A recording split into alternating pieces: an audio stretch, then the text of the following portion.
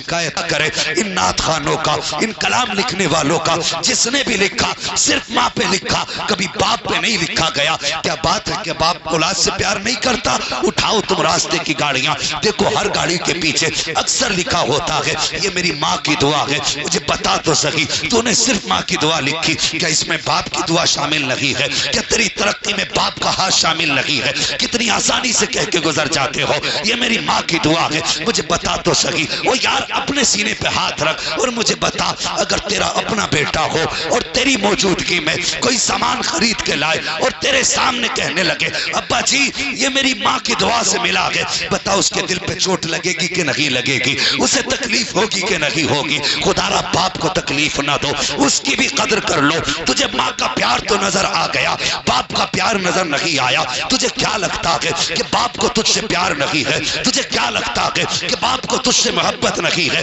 اگر تجھے لگتا ہے کہ باپ کو تجھ سے پیار نہیں ہے تو کبھی پڑوسی سے پوچھ جو تیری باپ کی عمر کا ہے، وہ تجھے بتائے گا کہ جب تو پیدا ہوا تھا تیرے گھر کے اندر چھپر پڑا ہوا تھا، پانی ٹپک رہا تھا، کھانے کا انتظام نہ تھا، تیری طبیعت خراب ہوئی تھی، باپ تیری دوا کے لیے اللہ اکبر گھر سے نکل گیا تھا اور بھیگے ہوئے برسات کے موسم میں بھیگتا رہا، تیری دوا کا انتظام کرتا رہا۔ تو کہتا باپ سے مجھے پیار نہیں ہے، مجھ کو باپ سے پیار نہیں ہے، حیا کر زبان کو لگام دے۔ مجھے بتا تو صحیح، اگر تیرے لیے گرمی میں دھکے باپ نے نہ کھائے ہیں تو کیا ماں نے دھکے کھائے ہیں؟ لوگوں کی گالیاں چوراہے پر باپ نے نہیں سنی ہے تو کیا ماں نے گالیاں سنی ہے؟ ماں تو گھر کے اندر بیٹھی رہتی تھی۔ مجھے بتا تو صحیح، سورج کس کے اوپر اترتا تھا؟ باپ کے سر کے اوپر۔ دھوپ نے کسے جلایا؟ باپ کے خون کو جلایا۔ سردی نے کسے نقصان پہنچایا؟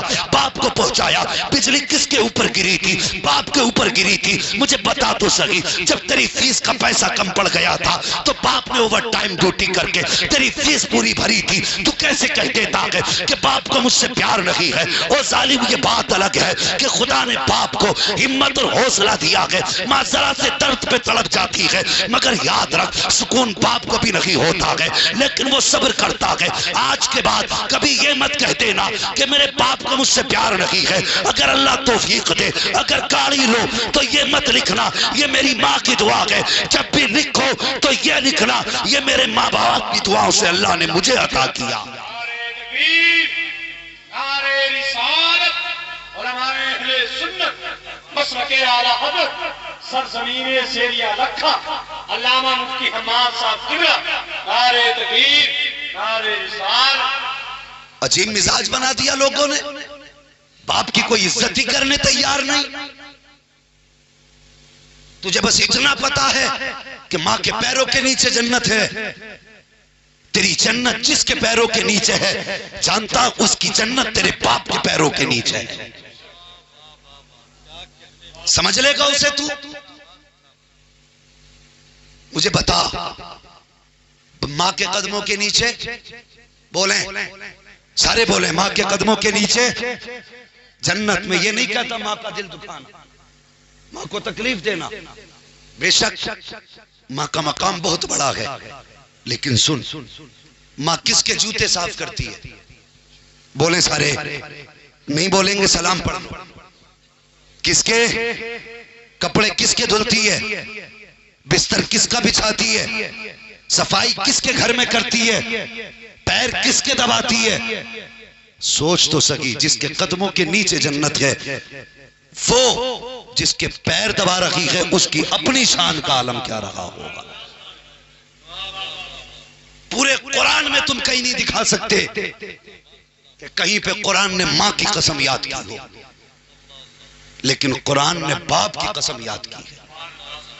فرماتا ووالد وما ولد، یہ باپ کی شان ہے۔ وہ یار خدا را کبھی باپ کو تنگ نظری سے نہ دیکھنا۔ اعلیٰ حضرت امام احمد رضا خان فاضل بریلوی علیہ الرحمت والرضوان، اللہ اکبر، جانتے ہو باپ اولاد کے لیے ایسی ذات ہے، اگر باپ گھر میں ہے نا تو سردی میں اولاد کو جاڑا نہیں لگتا، اس لیے کہ باپ اولاد کے لیے ایک الاؤ ہوتا ہے، ایک تہگتے آگ کی انگیٹھی بولتے ہیں، انگیٹھی ہوتا ہے۔ اللہ اکبر، باپ وہ درخت ہے اولاد کے لیے، اگر پھل نہ بھی دیتا ہے تو سایہ پھر بھی دیا کرتا، پیڑ امید کا یہ سوچ کے کاٹا نہ گیا پھل نہیں آئیں گے اس پہ تو ہوا ہی دے گا۔ او بھائی خدا را باپ کی عزت کرو، باپ کی قدر کرو، باپ کو سوچ بھی نہیں سکتے یہ باپ تم سے کتنا پیار کرتا ہے۔ کبھی جا کے مارکیٹ میں دیکھو جوانوں، اگر تمہیں لگتا ہو نا کہ نہیں مجھے ماں سے باپ سے پیار نہیں ہے، وہ باپ کچھ نہیں ہے، تو کبھی مراد آباد کی مزدور منڈی میں جا کے کھڑے ہو کے دیکھنا، جس دن اولاد ہو جاتی ہے اس دن باپ اپنے شوق بھول جاتا ہے۔ کیا اس کا دل نہیں تھا وہ نئے جوتے پہنے؟ اس کا بھی دل تھا، لیکن وہ بیٹے کے بدن پہ نئے کپڑے دیکھ کے مسکراتا رہتا ہے، میری کوئی بات نہیں، میرے بیٹے نے پہن لیا گویا میں نے پہن لیا۔ یہ باپ ہوتا ہے، اور ہم نے اس باپ کو کیا کر دیا؟ عجیب مزاج بن گیا، جسے دیکھو ماں کی تعریف، جسے دیکھو ماں کی تعریف۔ وہ بھائی باپ کا بھی اپنا مقام ہے، باپ کا بھی اپنا رتبہ ہے۔ فرمایا گیا اگر تجھے یہ پتہ لگانا ہے کہ تیرا رب تجھ سے راضی ہے کہ ناراض، فرمایا صبح اٹھ کے باپ کا چہرہ دیکھ لے، اگر باپ تجھ سے راضی ہے تو سمجھ لے پیدا کرنے والا خدا بھی تجھ سے راضی ہے۔ کتنی بڑی شان ہے باپ، سمجھ رہے ہیں میری بات؟ اس محفل میں آؤ، یہ غوث پاک کے دیوانوں کی کمیٹی نے یہ محفل سجائی ہے، یہ پیغام غوث دے رہا ہوں آپ کو، پیغام بغداد ہے، جہاں ماں کی عزت کرو باپ کا بھی احترام کرنا، باپ کا بھی احترام کرنا۔ اعلیٰ حضرت امام احمد رضا فاضل بریلوی علیہ الرحمت والرضوان نے الملفوظ میں ایک واقعہ تحریر فرمایا۔ ابھی تھکے تو نہیں آپ؟ اگر تھک گئے ہوں تو سلام پڑھیں، اور نہیں تھکے تو بول دیں ذرا یا رسول اللہ۔ اللہ سلامت رکھے۔ آہستہ سے ہی منہ ہلایا، مگر ہلایا تو آج آہستہ ہلا کل تیز ہلے گا، بول دو ذرا یا رسول اللہ۔ اعلیٰ حضرت امام احمد رضا خان فاضل بریلوی نے ملفوظ شریف میں ایک واقعہ تحریر فرمایا۔ باپ بیٹے دونوں ساتھ سفر کر رہے تھے، ایک باپ ایک بیٹا قافلے کے ساتھ تجارت کے لیے جا رہے تھے، راستے میں باپ کی طبیعت خراب ہو گئی۔ بہت غور سے سننا میری بات، باپ کی طبیعت خراب ہو گئی، طبیعت خراب ہوئی، طبیعت اتنی بگڑی کہ باپ کا انتقال ہو گیا۔ تو سفر تھا پیدل کا، تو راستے ہی میں دفن کر دیا باپ کو، آگے چلے گئے۔ جب تجارت سے واپس پلٹے پھر اسی راستے سے لوگ آ رہے تھے جہاں بیٹے نے باپ کی قبر بنائی تھی، لیکن اب جب آئے تھے شام کا وقت تھا۔ کون سا وقت تھا؟ شام کا وقت تھا، اللہ سلامت رکھے، شام کا وقت تھا۔ بیٹے کے دل میں آیا باپ کی قبر ہے، فاتحہ پڑھ لیں، لیکن عقل کہنے لگی نہیں، شام ہو رہی ہے، سورج چھپنے والا ہے، اگر فاتحہ پڑھی تو اندھیرا ہو جائے گا، اندھیرا ہو گیا تو ہو سکتا ہے کوئی درندہ آئے اور آ کر کے چیر دے، پھاڑ دے، مار ڈالے، کوئی خونی جانور آ کے مار سکتا ہے۔ یہ خیال بیٹے کے دل میں آیا۔